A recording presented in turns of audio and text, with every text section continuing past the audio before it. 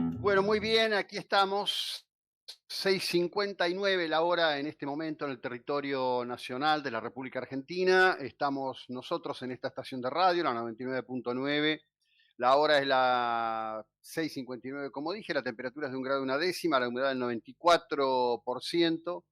En el desarrollo de lo que compete con la estructura de información que tenemos a esta hora de la mañana, por supuesto que el mundo mira a Uvalde, ese es el nombre correcto, allí en el estado de Texas, donde los datos que tienen que ver con esta matanza feroz que perpetró un joven al respecto del cual lo único que hay por ahora son incógnitas, realmente incógnitas.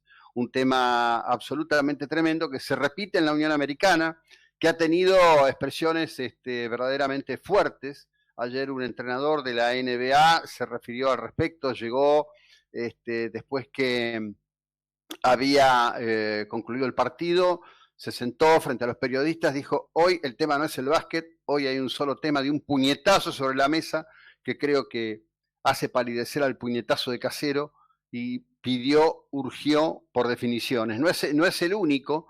Cuando estaba ayer en una conferencia de prensa, el gobernador del estado de Texas, un hombre que había permitido, avalado que se liberase el control de armas y la venta de armas en todo el estado de Texas, después de una furiosa acción política que involucró una y otra vez tanto a republicanos como demócratas en distintas posiciones. Bueno, en ese momento quien había sido quien controvertió con él, el ex candidato demócrata, se llegó allí y lo increpó duramente. Pero quizás lo que más destacó en Estados Unidos, por lo menos, ha sido las expresiones del senador Christopher Murphy, senador por Connecticut, quien estando, bueno, justamente en el Senado en la tarde de ayer, una y otra vez se preguntaba,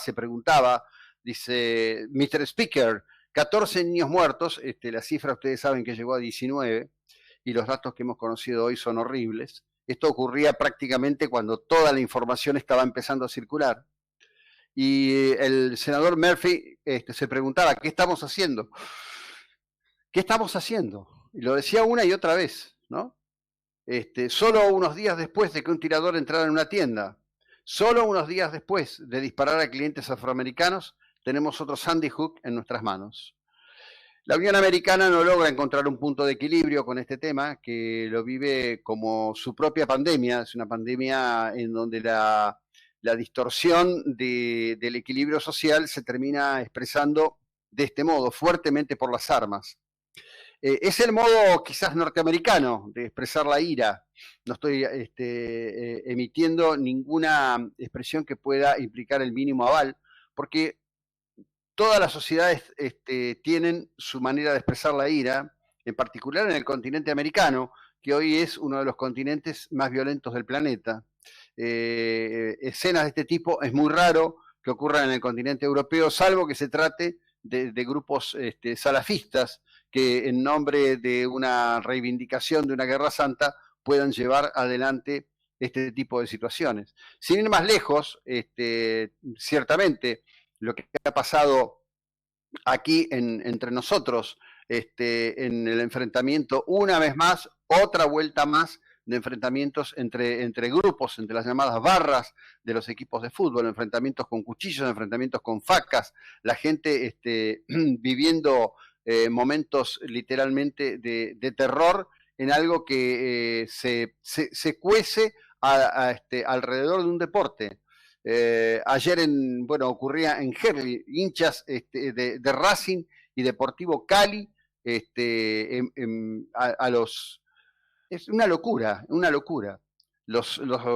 Aquellos que se dicen, tengo un problema con esto verdaderamente, porque los colegas escriben, ¿no? Batalla campal entre hinchas. Yo creo que estamos hablando de otra cosa. Creo que estamos hablando de grupos violentos que pueden tomar una camiseta u otra, pero se definen por la violencia y se definen por el uso de la violencia como un instrumento. Los colombianos les habían robado una bandera previamente. Esto pudo haber sido cualquier cosa pudo haber sido.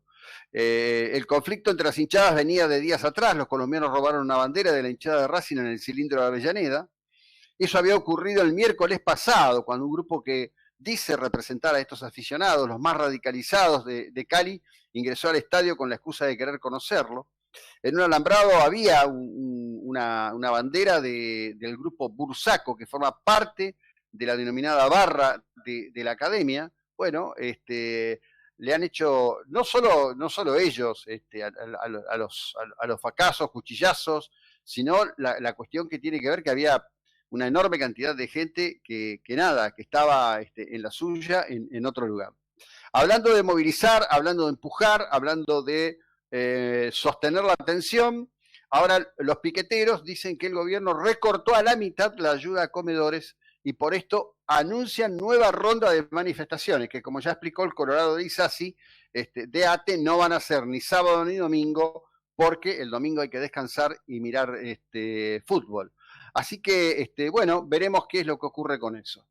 De lo que está en el mundo, en el centro de la escena, por supuesto, ni siquiera esta nueva matanza, esta masacre absurda, infame, dolorosa, ocurrida en Estados Unidos, que pone en tensión una vez más a la política de Estados Unidos, pero no va a resolver absolutamente nada, ¿sí?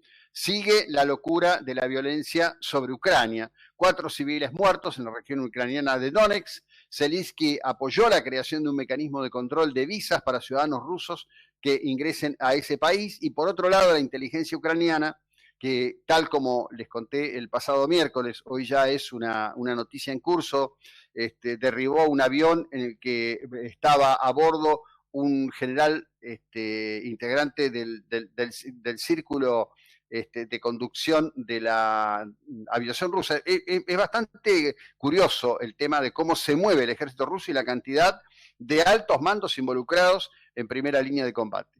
Pero la inteligencia ucraniana dice que Rusia ya utilizó el 60% de su arsenal de alta precisión, sus recursos de armamento y munición están a un nivel límite, así lo dijo Vadimir Skibitsky, que es justamente el hombre en cuestión que da la cara por el servicio de inteligencia del Ministerio de Defensa de Ucrania. Rusia llega a esta situación después de haber lanzado misiles en forma caótica durante los primeros momentos de la ofensiva contra Ucrania. Se enfrenta, dicen, a una mayor dificultad para reponer sus reservas. No tienen la capacidad y la producción rápida de armas de alta precisión. Por otro lado, las denuncias de la utilización de armas termobáricas está corroborada ya por distintos videos que se han venido conociendo en los últimos días. Bueno, ayer, en el marco de lo local, de lo que ocurre a nivel de Mar del Plata, Argentina, provincia de Buenos Aires, a mi criterio se ha vivido un día de bochorno por parte de un sector de la bancada de Juntos por el Cambio en la legislatura que transó con Axel Kicillof, transó de una manera absolutamente impudenda. Esto era un tema que he venido desarrollando, recordarán ustedes la conversación con Eduardo Amadeo a este respecto. Lo cierto es que esto llevó a algo que algunos ven como grave, a mí me parece que es anecdótico. Joaquín de la Torre dio un portazo, se sumó al voto negativo de la coalición cívica y de Claudia Rucci, y además renunció a la vicepresidencia del bloque. Esto tuvo que ver con la discusión de la distribución de cargos en distintos organismos. Mirá qué curioso, ¿no? Qué amables que son los colegas. Recuerdan que Joaquín de la Torre fue ex intendente de San Miguel.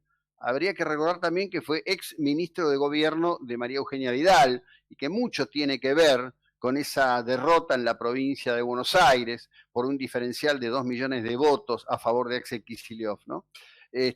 Bueno, lo cierto es que el tipo se niega al acuerdo, se niega a votar, porque esto permitió que Federico Tea se incorpore al Tribunal de Cuentas. ¿Quién es Federico Tea? Un hombre de la absoluta conexidad, no sé si intimidad, conexidad con el gobernador Kicillof. Hubo otras designaciones para la Defensoría del Pueblo, para el Banco Provincia. De la Torre blanqueó su postura en la sesión del Senado, después lo hizo en las redes sociales, no es el único, Andrés de Leo, Elisa Carca, también la representante del peronismo federal, Claudia Rucci. Ninguno de ellos aprobó el nombramiento de TEA, ni dieron aval para los cargos que se distribuyeron para completar las vacantes en el directorio del VAPRO y la Defensoría del Pueblo, donde además se crea una nueva estructura burocrática. Ni el sector de Carrió, ni los peronistas que abrevan en Juntos quisieron aparecer pegados a un acuerdo con Kicillof. Bueno, después veremos un poco más de todo esto. Lo que hay que señalar a este respecto, porque hay algunos títulos muy, muy tremebundos, es que lo de Joaquín de la Torre, no tiene Joaquín de la Torre una entidad como a decir, no, esto es una grieta, guarda con lo que va a pasar acá. Lo que sí me parece es que hacia adentro, en la mirada propia del sector, esto que han hecho es un paso para atrás mal, por pequeñas ambiciones, por pequeñas miserias, por la necesidad de seguir juntando para el coleto propio, con una mirada muy chiquitita, muy pequeñita, muy miserable, muy triste. Más allá de Joaquín de la Torre, cuya acción más notoria para los marplatenses como ministro de gobierno de María Eugenia Vidal fue venir a pedirle a Carlos Fernando Arroyo, en nombre de Florencio Aldrey Iglesias, que echara a 2 funcionarios. En ese momento pretendían echar al secretario de Hacienda y el secretario de Gobierno, cosa a la que Arroyo se negó terminantemente, y lo llevó a de la Torre a irse de Mar del Plata también amenazando y demás. Es un poco el estilo que tiene. La verdad que si Juntos por el Cambio lo pierde de la Torre, a ver, desde el punto de vista de los equilibrios y demás, seguramente van a buscar cómo compensarlo, no pueden perder la posición que tienen en el Senado, pero es la Torre es nada, más o menos le aplica en los términos que Macri le dedicó a Alberto Fernández ayer en la conversación que mantuvo con Viviana Canosa, que por supuesto, como cada vez que habla el expresidente, generan una repercusión absolutamente enorme. Por otro lado, y hablando de nuestras cuestiones, empiezan los problemas para Javier Milei. ¿Por qué? Y bueno, porque se anticiparon mucho con el operativo Milei, y en el andar de la vida te van pasando cosas. Ahora, primero fue una denuncia al respecto de la utilización de pasajes por parte de Victoria Villarroel, y ahora también tiene que ver con la utilización de esos mismos pasajes del Congreso por parte de Javier Milei. ¿Cuál es la cuestión? Primero, ambos dos son diputados de Capital Federal, no debieran tener, ni siquiera los debieran tener los pasajes. En este sentido, ya que hablamos de ética y demás, quiero recordar que Elisa Carrió canjeaba los pasajes por dinero. Fue un acuerdo político que se hizo hace muchos años. Los que vivían en Capital Federal reclamaban algún tema de equidad. Es extraño todo ese manejo. En el primer trimestre de 2022, primer periodo en ocupar la banca legislativa, Milei utilizó 2 pasajes, Villarroel gestionó 20. La coincidencia entre ambos fue en Mendoza, donde Milei estuvo en una presentación partidaria. Bueno, ahí viene otro tema. ¿Los pasajes son para qué?